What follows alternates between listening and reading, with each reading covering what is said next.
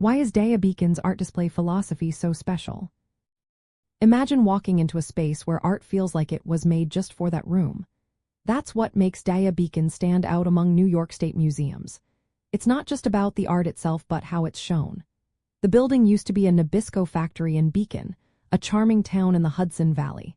The factory was turned into a museum to house large art pieces from the 1960s to today.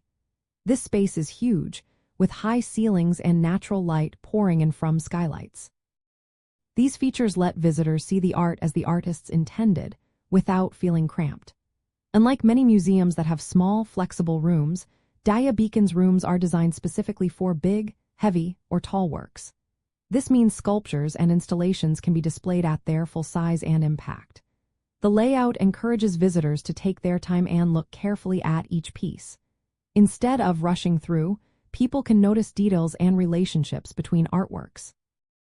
The museum also often shows big surveys of artists' work, spanning decades. This helps visitors see how an artist's style or ideas develop over time. Sometimes, the museum reunites pieces that haven't been shown together in a long time, giving fresh views on familiar works. The location in the Hudson Valley is part of its charm. The region has a long tradition of land art and site-specific projects. By repurposing an old factory and blending art with the local landscape, Daya Beacon connects art to the history of upstate New York. Visiting the museum isn't just about seeing art. It's about experiencing it in a space that respects its size, material, and meaning. The design invites a slower, more thoughtful approach, making each visit special.